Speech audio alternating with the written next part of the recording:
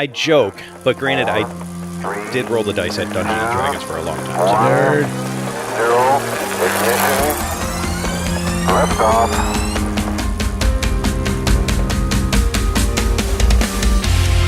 Welcome now to the Crank Revolution Podcast, your source for cycling shenanigans. Listen now to our hosts, the purveyors of pedals, as we teach you more about cycling every single episode. So sit right back, pop a cold one, and enjoy our show. Well, that was very interesting, Greg. He's taking over as the new host of the Crank Revolution. Hey, but if you tell him that he never listens to it.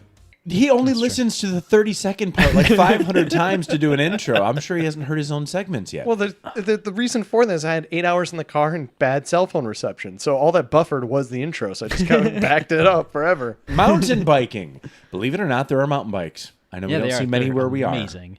But actually, the cool thing is we were talking about local infrastructure last time.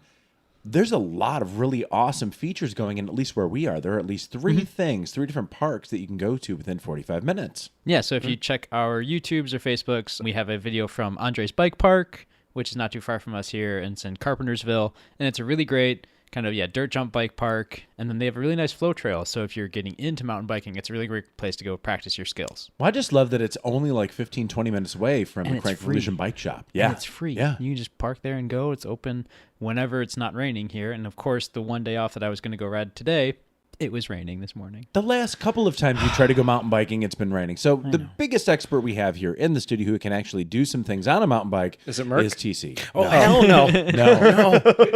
Yeah. That sounds terrifying. Like, I'm imagining the older I get, harder it is to heal. So the first thing I want to do is totally get Sendy with the dogs and descent with the tabletops. As you can tell, Greg had his first mountain bike experience this weekend, and you can tell he absorbed all of the Vela vocab for mountain biking. How did he do, TC? It was terrible. It was, that was gibberish. But he sent in a ticket from a tabletop. I heard that, and then Well, no. That was from the That was the bar antiquing I tab. did at the end of it. I bought a tabletop.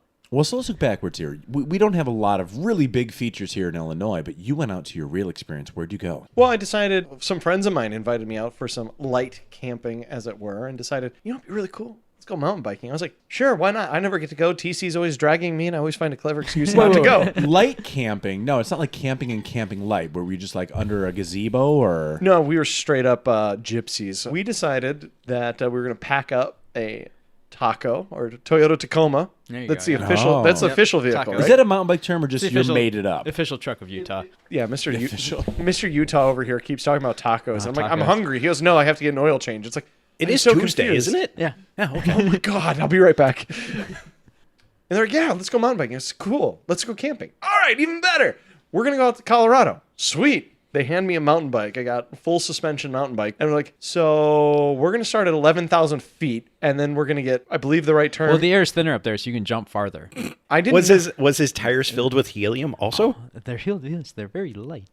The tires were full of air. I made sure to pump them up at a lower elevation because when I got up there, as I'm riding, I had to suck the air out of the tires because, oh my God, I couldn't breathe. Well, wait a minute, though. So we are in Chicago at 300 feet above sea level. No, we're currently at about like 600 feet, 605. Yeah, so we decided the first day of mountain biking was to head up to Monarch Pass. Well, what was your gear? So you had your mountain bike, but like, what was the setup? Because you got a bunch of people. You're trying to get up to 11,000 I heard you had some pretty feet. sweet knee pads. Did you have a pair of Specialized Enduro shorts? And a Yeah, Specialized MTB Thermal hoodie? I also had specialized gloves. Specialized gloves and haven't- Dakine Helios Pro knee pads, I think is what they're called. You don't yeah. realize Do you know where I got those from? I think they were all I'm mine. sensing something here. Tony Stark made these clothes because I can't imagine that you lent him clothes and he somehow fit into them unless they're really advanced clothing. First, ouch. Second of all, Second, when baggies. hold on. When I put on the baggies, which we have to do a Vela vocab on those, I was like,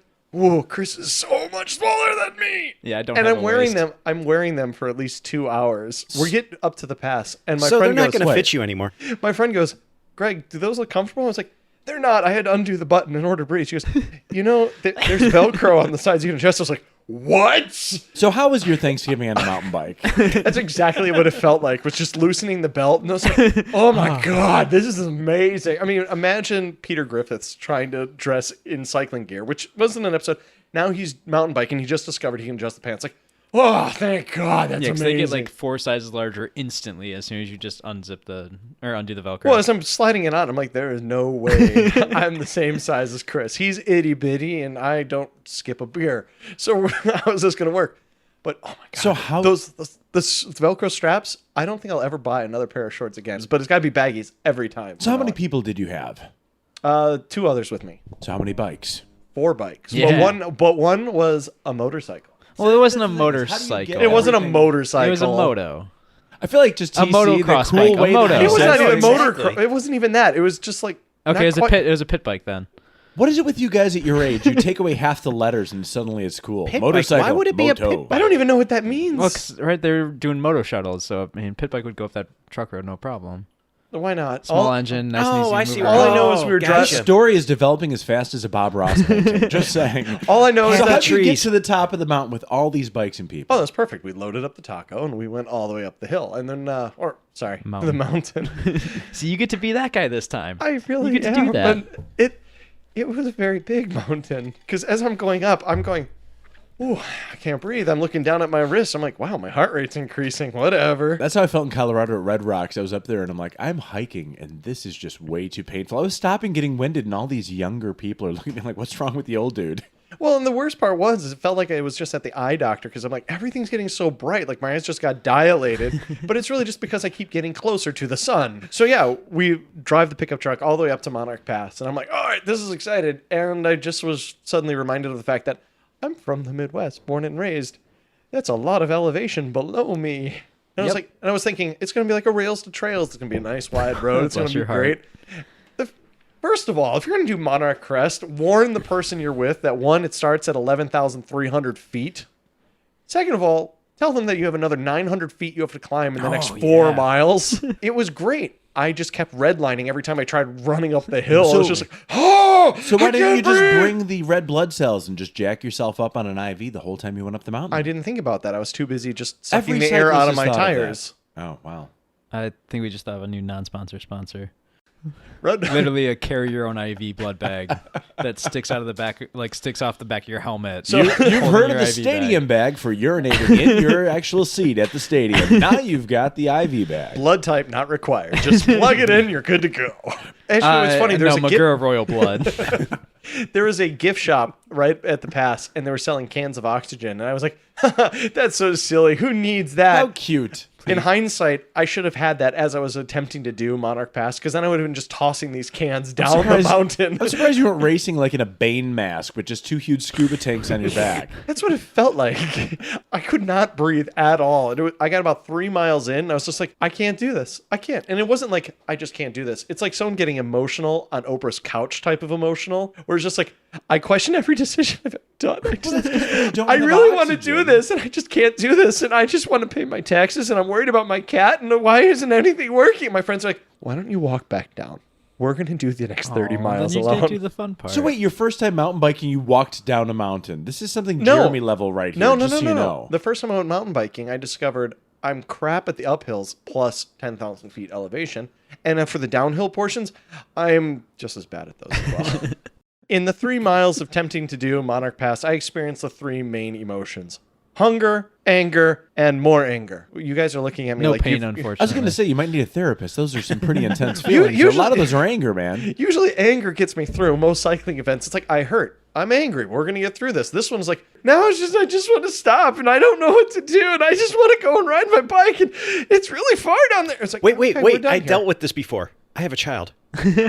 Yeah, no, it was sloppy with just how upset I was getting. I was like, this is really embarrassing. It's like, So wait, you climbed like 900 feet then? And don't you even- walked down a mountain. Did you actually get to do any real mountain biking? I did. With some flows and stuff? I did. Yeah. How'd you like it? It Some was flows, sharp some burns, I did some flows And the wheel send some spinnies? tabletops.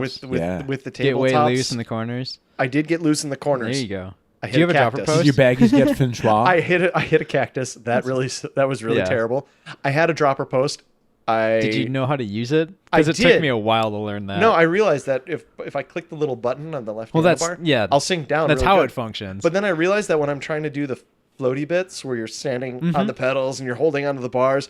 And if I your hope you're hand- holding onto the bars. And That'd if be a your buzz hand if you slips a weren't. little bit, you'll suddenly rack yourself with the dropper post popping If up and hitting you. Yeah, if you touch your dropper lever. Yeah, so Yeah, dropper no, post, you have typically a lever on the handlebar. You press that, and you're able to push the seat post down. If you have nothing connected to it and you push that lever again, it shoots back up. Okay, Sometimes You at always hear dangerous people speeds. talking about hair trigger issues for Yep. guns. Yeah. No. Dropper Dropper levers. post is the real threat. Well, in here's this the fact, instance. though. We just went that far into that conversation. See, beginners don't know what a dropper post is. Yeah. So here's the thing. We don't like getting hit in male bits, and females don't get getting No, getting people hit don't in like being female hit. No, bits. Yeah. nobody Just leave it likes at that. being hit So in the when you're jump. climbing, you want to have your leg at that nice leg bend for efficiency to be able to spin out. But when you're descending, do you want something that close to those areas slamming you up? Well, you want to be able to, and so it's, yes, that is part of it. The more important part of a dropper post is to get the saddle out of your way so you put more of your weight over the rear wheel to have a more balanced, more controlled that too. descent. So yeah, today, are we going to finally announce what we're really talking about? Today we are talking about cross-country bikes. Cross-country bikes, basically, yeah, that's what you should be riding in Illinois, in my opinion, for the most part, unless we're in the winter and the snow. Cross-country bikes are typically hardtail, with a small amount of travel being about 100 to, at most, about 120 millimeters of travel for your fork. And for full suspension, 100 to 120 is also in that same range. Just back that up. So a hardtail, though, everything rear of the fork is solid. It's stiff. Full Yes. suspension, you have more than one point of suspension. Yeah, so both your front wheel and rear wheel are suspended. So if you're older like me and everything starts to kind of start sagging, what would that mean in a mountain bike term? Let's find out by going to TC and from the mechanic's mouth. Everything's sagging.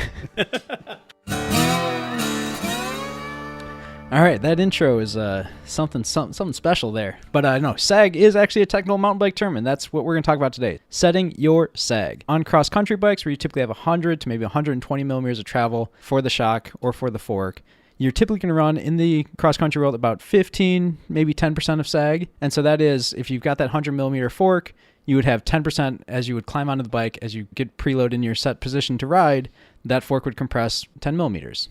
10% sag. The purpose of sag is to create that small bump compliance. So if you've got a dip in the trail, that fork is able to then, from the zero position where it's sagged in, is able to extend out, maintain contact with the trail, and come back to its zero position.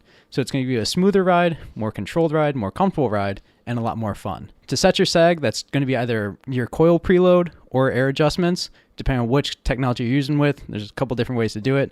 But yeah, 10 to 15% sag is great to start for cross-country riding, and see how that works for you. If you enjoy what you're doing, cool, keep it the same.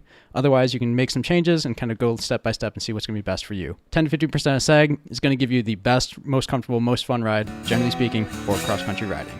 And that is from the mechanic's mouth. Wait, you mean to tell me that SAG isn't just the phone number you call on the little wristband for them to pick you up when you feel like you're tired and you got too many flat That's tires? awesome. On or a you're having a bad day? Fondo. I really don't understand all of this stuff. Mountain biking's very different. That I understood. Very I was different. wearing my Giro Synth helmet for protect- An Aero Road helmet. Yeah. It helped me get extra sendy. Get more sendy, yeah. Yeah. Yeah. Was this the right hand gesture for sendy? Well, so I usually bring that's the I thumb love you in and backwards. You do the rocker? Yeah, you do like the rocker. all right. And just So throw it what, up there like what if I do like I am not a crook? Is that not appropriate? I mean, that'd be after you crash. You can do that because I'm okay. I meant to do that. Nixon's totally appropriate too. Mountain Next week biking. we explore Lyndon B. Johnson. I mean, the conversation of mountain biking, what mountain biking is, how it came about, is so different from the road world. And so one of the things that I always love to bring up is that you talk about road cycling. Road bikes have been road bikes for the last 60 years. Is that true, Mark? 60? I mean, the same shape, the same Yeah. the same names in terms of shifting components. Same number of wheels. When did they come into color, Mark? Wheel size is effectively the Just same. a few years ago. Just a few years. Cool. You know, Technicolor.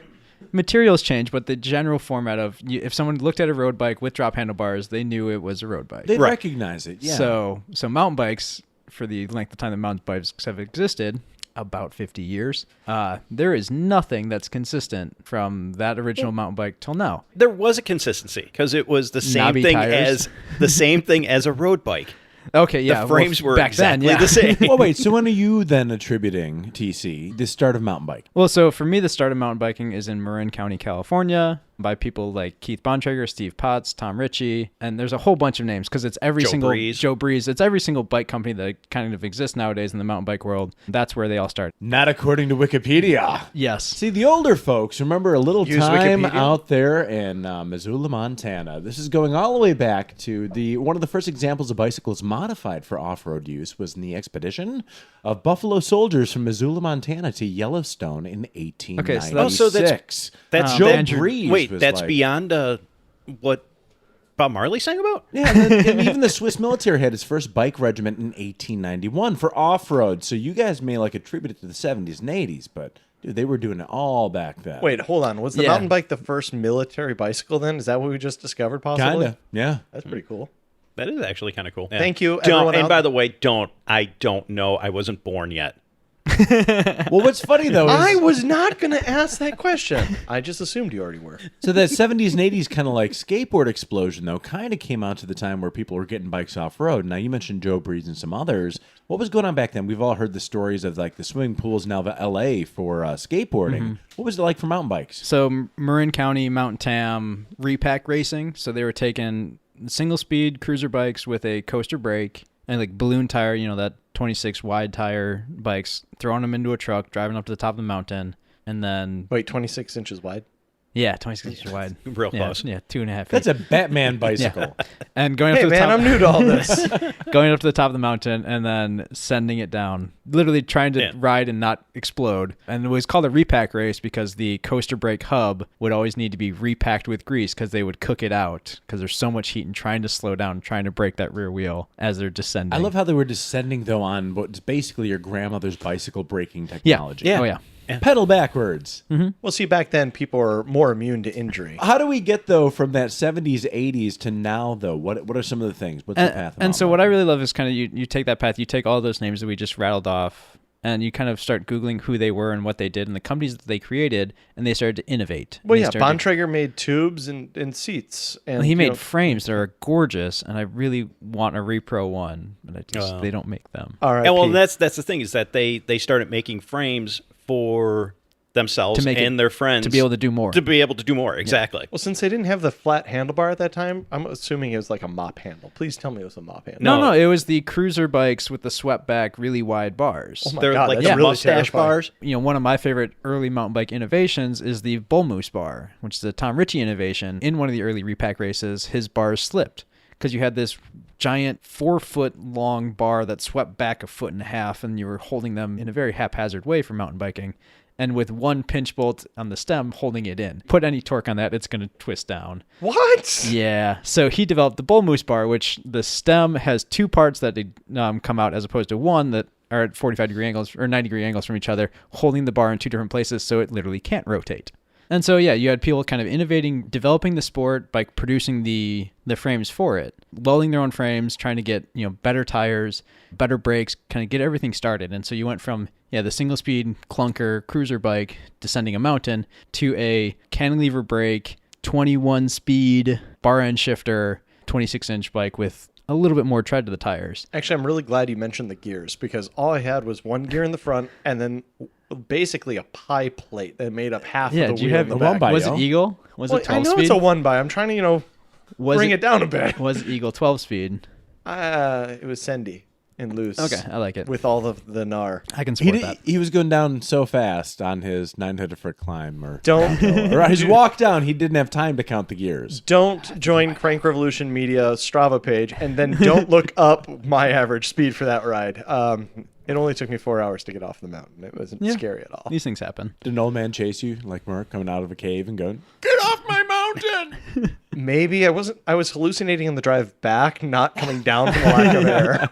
As mountain bikes start to develop, one of the things I also like to point out is so mountain bikes from about 10 years ago, which were still 26-inch wheels primarily.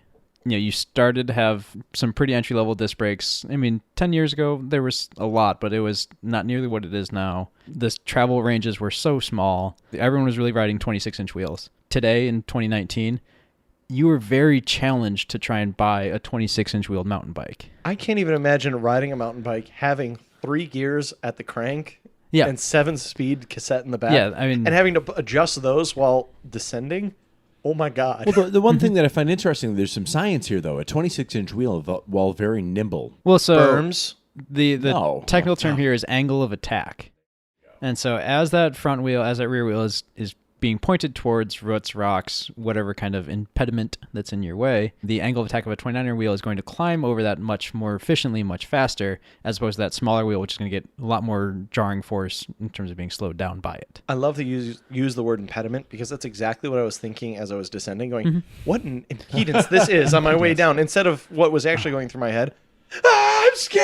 Yes. I mean, I know you found that descent rather anodyne. Oh, well. Did you say anodyne or anodize? Because I heard anodize. So to touch this, though, it's kind of funny. You had the 26-inch wheel. Then you had the clearance and beauty of the 29, and I feel like it's gutter bumper a little. Now you find a lot of 27.5s. What do you recommend for cross country? And so for cross country, depending upon the rider, it's all these things need to be qualified because everything's going to be different in terms of how you want to ride and what you want to do. But for the majority of folks, 29er is going to be the better wheel choice.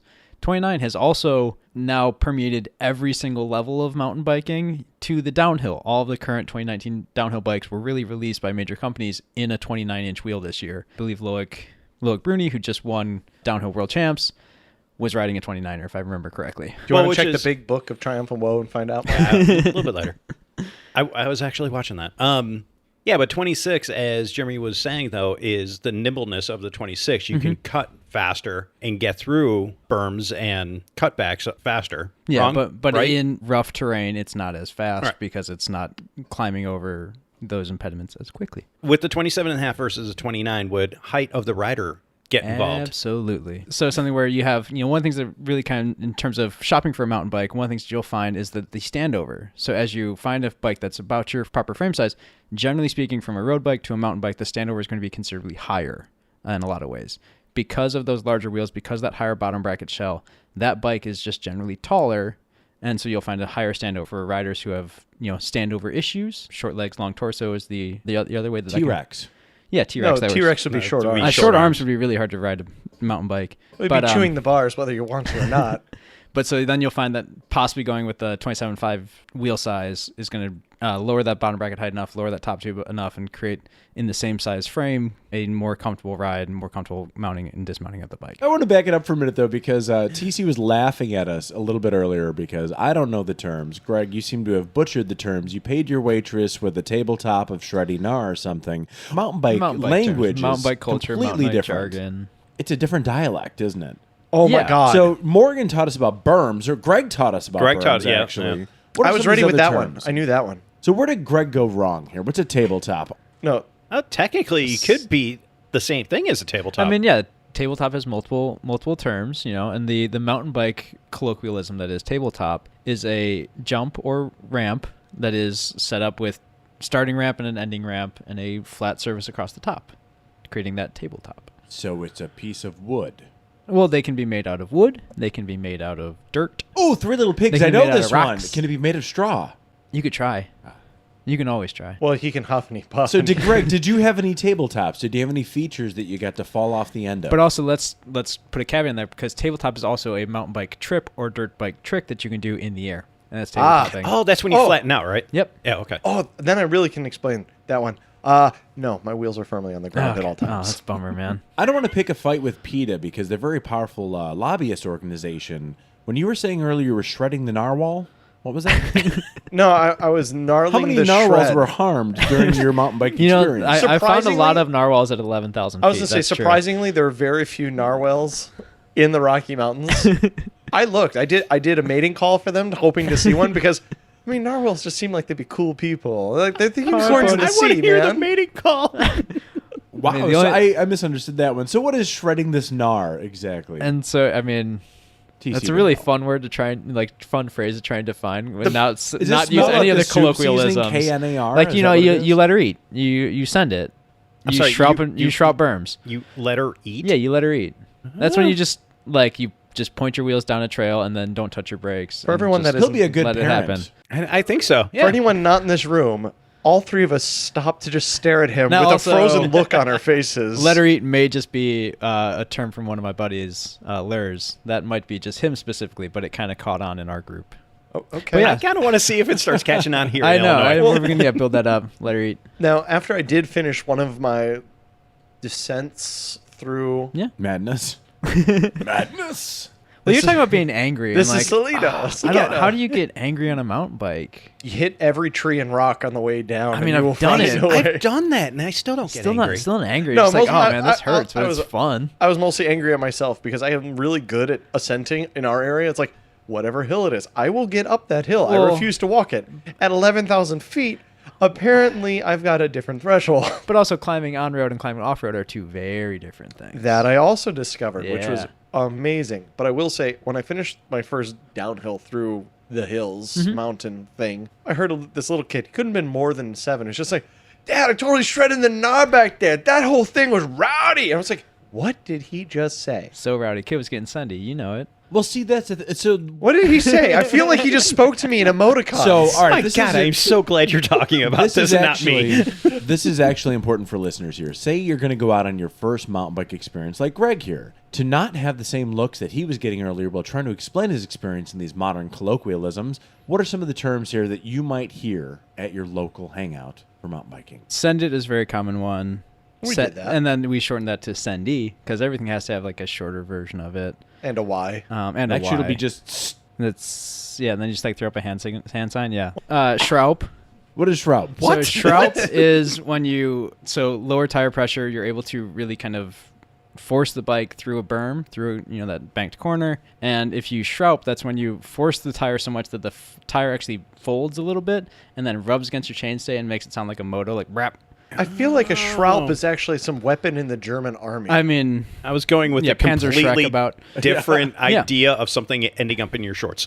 yeah, I mean, there's a lot of this. Just like these terms are just mountain bike bros out just saying, like somebody just fumbled what they were trying to say and just like ran with it, and it's now a thing. So anyhow, let's take a quick moment and jump over to Greg without the Giggle Twins this week for Vela Vocabulary. Welcome back to Vela Vocab. This is Greg, your host. I've got 2 more words that you need to know, especially if you're going to go mountain biking. First word this week is going to be tabletop. Morgan, our star pupil, do you have an idea? I have a good idea. Well, what are you waiting for? You got to tell everybody out there what your good idea is. You had to work on your bike, but you had to use a table. And, you had to, fiddle with gears on one side, then change, the tire on the other, and change the oil on both. A tabletop is actually a structure in mountain biking. What it is, it's a small jump that's completely flat up top. The idea is that as you approach, you can jump off the top, and you don't have to worry about hitting the ground with the back wheel as you do some gnarly tricks. Our next word is rock garden. Rock garden? Yep, rock garden. What do you think the answer is? You're listening to rock and roll, and you're riding your bike in your garden. You have a giant garden, and you can ride your bike in it if your mom says yes. That's pretty accurate. A rock garden is where you have a lot of rocks that are buried into the ground. Sometimes you can't ride directly through the path, so you're going to have to deal with all these craggly, stony, smooth, all types of different stones that are erupting out of the ground. So it's time to just level your pedals and get through it. Morgan, you are too cute for words. Do you have anything else you'd like to say? Thank you for watching. Please, please, please don't mind the screaming and the ones that me and my friends do. It's just our normal selves because we like to scream. Thank you again, Morgan. As always, I appreciate all of the wonderful answers you give me.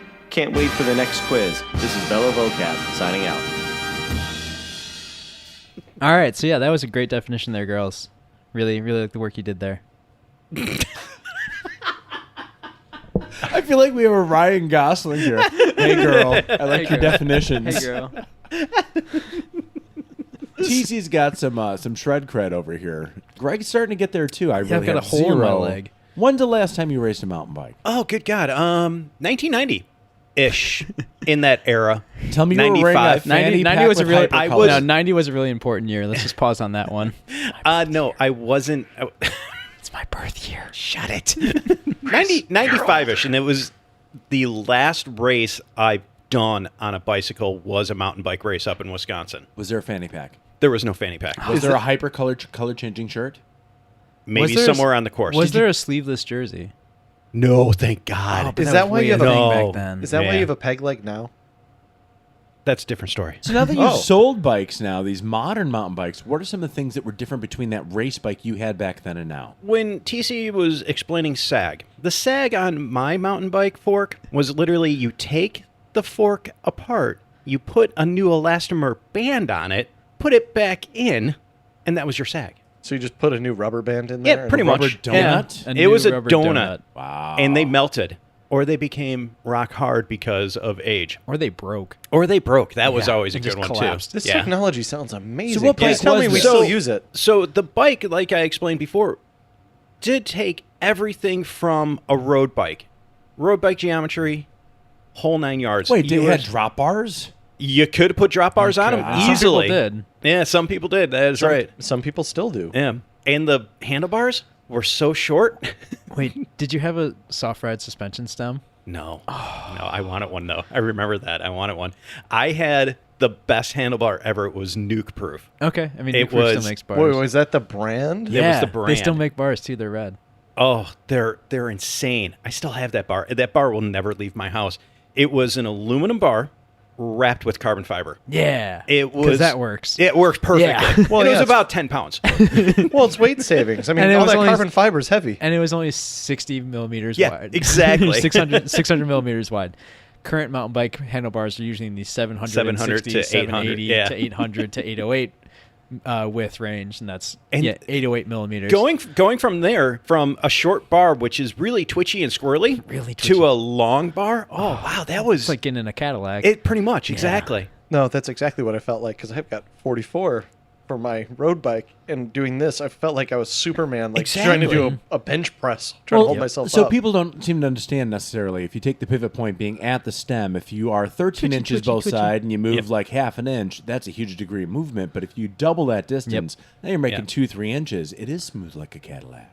Exactly. and you have a lot more power. Oh, I thought you meant just more because it was control. wide like a Cadillac, because I was afraid I'd hit a tree with it. But I'm afraid to have I a did that, super wide actually. bar though, Everybody's done because wait, if you have a super wide bar though, how are you clearing some of these cross country single tracks Well, without so- clipping trees? That's what I would be. Yeah, so there are some points in Illinois where you wouldn't want to run. When I moved from Illinois to Utah, I was used to running like 660s.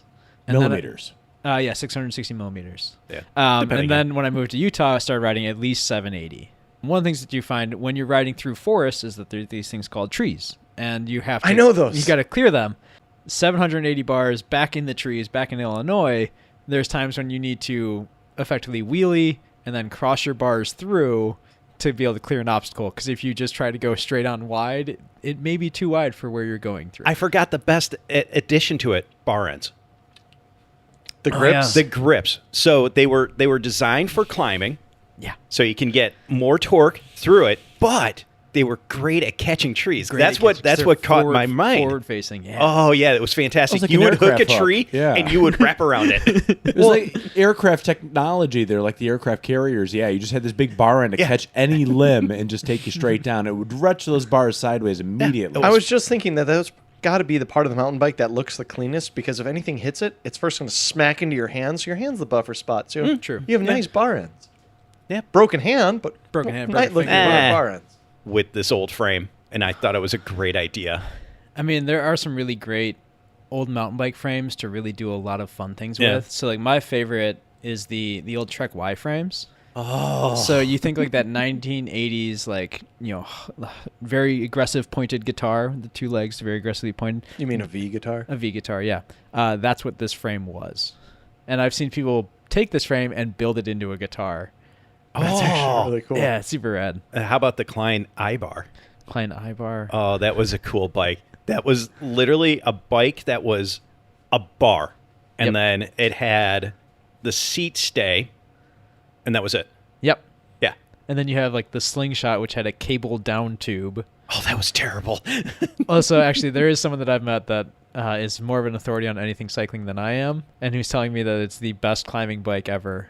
No, this was back in 2015. Wait, you this mean to say conversation that happened. you're not the most I'm knowledgeable? not. No. Jeremy, contact HR. We're hiring. I can see that because It gives you flex in a good way. Exactly. And you are stacked on top of that rear wheel. Yeah. You have a lot of control there. But it is 26 inch, so I But- would say that the angle of attack is not going to be. Here's the cool thing though is that titanium really started booming in the mountain bike industry. It's true. Thank you for the mountain bike industry to make fantastic titanium bikes.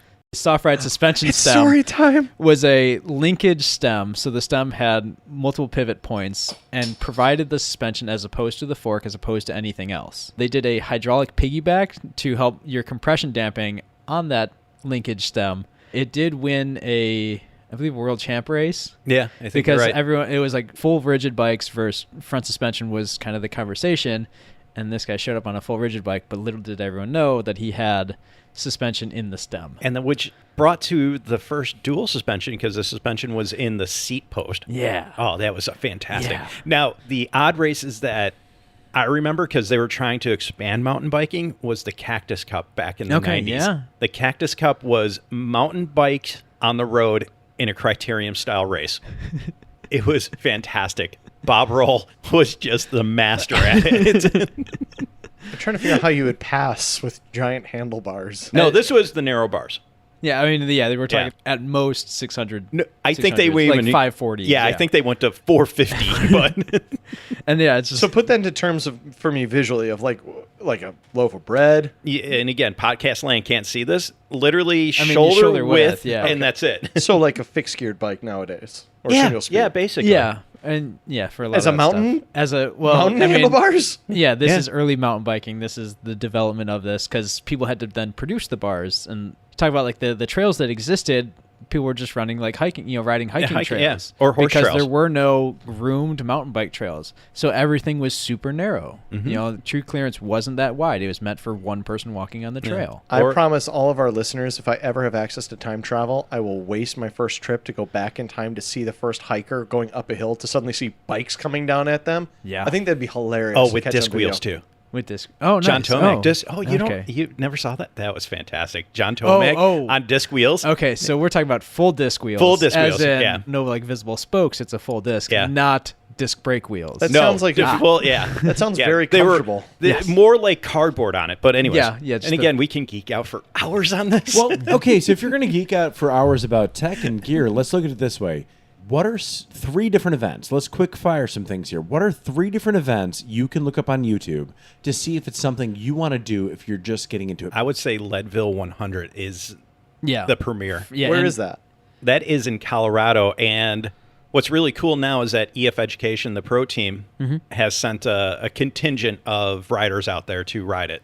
So give us another event. Cape Epic is one of the biggest multi-day cross-country races, and that's in I believe Cape Town. And what's another one? Now, in the Midwest, you look for the Wisconsin Off-Road Series, Wars, which is Wars. wars. And they also have an Enduro Series, which Sounds is like another Fast and conversation. Furious, like Race Wars. Why is it called That- Wars? Like WARZ? No, 'Cause it's Z is so cool. WORS. Well, so we'll have to get into this Wisconsin on a Off-Road later. Series. We'll have to get into this on a later podcast. But WEMS is actually not an enduro series; it's an Oh, endurance. endurance. I series. apologize, you are correct, yes. because mountain bikers love to take words and shorten them and mean it's totally make the meaning totally different. But there's no Y at the end. true enduro, bro. I don't understand. So if you look these up on YouTube, though, you'll see if this is a sport or a certain avenue of biking you want to get into, the bike you might buy might be very based on the geography. If it's in the Midwest, Absolutely. hardtail, sure. You might have full suspension in Colorado, and the bike you'd ride in Cape Town might not be the same. So now if you're getting out there, though, to go out with your mountain bike friends and shred that narwhal, what about clothing? Can you be wearing your road kit? Are we talking bibs here in Jersey, or is that kind of not cool out in the Colorado Springs area? Well, so I mean, we're talking cross country here. In cross country, you can run what you brung. Like if you've got Lycra, go ahead and ride it. You should be riding rather fast then. If you're going to be that full kit roadie on the mountain bike, you should be pushing a pace. That's kind of a faux pas otherwise. So like 3 miles per hour? Yeah. More commonly for mountain biking, you're talking baggies. That is a looser pair of shorts. Some of the stuff that I like has actually you have bibs under, with that shiny pad and with the SWAT pockets. Mountain bike bibs don't typically have, plus a pair of baggies and then just a active t-shirt. That's what I typically wear nowadays. So before we close out here on this particular segment, the question would be, if you're mountain biking cross country, tubes or no tubes? That is the question. Or tubular? No that's- tubular. that's- Tubular's not a thing? Man, Cowabunga, they're not tubulars all. were a thing, and very glad they're not anymore for mountain biking. And again, that goes with the full race disc. Yeah. You went from road bikes, and then you just tried to make them mountain bikes, and now they're actual mountain bikes. Getting started, what do you recommend? I'm going to start with, run what you're brung. So if they're tubes, if they're tubeless, great. Just start riding bikes. Tubeless, for majority of places in the country, and this is, your local bike shop's going to be the best place to, hey, what should I do? So like in Utah, if you're going to go ride some of the trails there, if you have tubes in your tires, they're going to go flat because you're going to get a puncture. And so tubeless systems, which are now, tires directly attached to the rim with a valve, and then you have sealant inside of that tire that is able to seal these punctures, especially when they're small, like a goat head. Just a very small pinprick kind of puncture. I still refuse to call it goat heads. It's the term. No matter where you are, we're in Illinois. We don't have the greatest mountain biking, but we have amazing trails like Raceway Woods, Andres Bike Park, Palos. Camber is our local association that builds these. You can volunteer to actually build paths in your areas. And We're going to be jets. helping next year, hopefully. We'll certainly be doing a Crank Revolution Trail Day with Camber, where we go out and dig and kind of pay it forward on the trails and make your marks, making it a better trail as opposed to just riding and destroying the trail a little bit. So if you live in Boston, you live in Florida, you live in California, is there going to be a local association you can look up maybe on There Facebook? will be. And so we could try and sit here and name, we could go through and get a whole map of the U.S. and name each different one. Or we could say, so All Trails or Trail Forks are two common websites to find the trails in your area. And typically those websites are going to be linked back to the managing body that helps to create and build the trails. But if everyone puts a little bit of time into donating into this, you can build a bike mecca in your area. You really can. It doesn't take a lot to buy a lot of lumber from Home Depot and start building features. Well, a lot of it's not all that building and really lumber. It's more of irrigation, diverting of the water that does come through rain, and that's a big focus here. And that's one of the things that some of the guys have done really, really well. They have actually IMBA, which is the International Mountain Biking Association, has created courses to teach trail builders how to create their trails and make them, waterproof in some ways. And here I was hoping for the next 40 minutes we'd be listing off every mountain bike I know, it'd be organization so here in the fun. United 'Cause States. You get to make such a great spreadsheet Our for that, Greg. I listeners can already would see it. I got so worried. I'm already thinking about filters and colors, and I'm so excited about it. We were talking about bike infrastructure, and I really have to say that seeing Colorado and all the bike infrastructure that exists there, I mean, people were on their mountain bikes riding everywhere, and everyone gave room, and there was bike lanes in every darn lane, and any mountain had a pass, and it was jarring to come or pass a trail or something. Yeah. I feel like there's a folks on there. Every mountain has a pass. I'm sure That's there a John is. Denver song, yeah. Oh, is it? I thought I'm so. sure. But then returning home and making the drive back to Illinois, it was just jarring. I was like, wow, we really kind of go out of our way not to have infrastructure compared to everything in Colorado. We're working on it. Because your local bike shop and what you do there, if you can get the owner to start talking to the local association, maybe the transportation manager from your local cities, or your local Illinois mountain biker, or what was it, IMBA, or what is So it? IMBA, and so that's IMBA, which is IMDb? International Institute. Mountain Bike Association. Yeah, But that's my National point is the hours you pay into this can really change things over time. So get involved. And it's really fun when you are out digging the trail because then you get to see it in a different way. You have a better appreciation for it. And then every time you ride over that section of trail, like, hey, I did this. Yeah. I helped make this. To that point, I mean, taking pride in the trail it is, you should always make sure that if there is a cost or at least a fee to be able to do it, make sure you do throw money in the box. Yeah. So, I mean, pay your trail fees, pay your entrance fees, but also don't ride wet trails. In Illinois, that's a very big thing. In Wisconsin, it's a very big thing because we have so few areas that are good for this. If they get damaged, I mean, when you're laying down tire tracks and really kind of muddying up that trail, you're making it so that water is going to pool even more in that area and get worse and worse, like almost exponentially. So it's really like every trail system is going to have a when to ride, when not to ride kind of system. Most folks are using that through like Facebook or their website where they have like a stoplight system. So really pay attention to those and have good trail manners and don't ride wet trails. Now we're going to cut over to Merck with an amazing story of triumph and woe. For this tale of triumph and woe, let me bring you back to the 2016 Summer Olympics in Rio de Janeiro. Now, this is when Peter Sagan was putting his bid in for Olympic glory. Not in road cycling, but in cross-country mountain biking. Now, here's the thing. Peter did start his career as a cross-country mountain biker. At the Olympic Games, he kind of had a disastrous time. He flatted out just after lap 1. Now, in cross-country mountain bike racing, you're not allowed to receive outside help with flat tires as you would on a road course. You have to be in the pit area. Unfortunately, Peter had to ride his flat tire, walk his bike up hills, walk his bike down hills in order to get back to the pit area to finish lap number 2. Before he could get there, the great Nino took the gold medal for the year and unfortunately destroyed his bid for Olympic glory. But who knows, Peter might come back in 2020. They're going to be in Tokyo, and we'll see what he can do.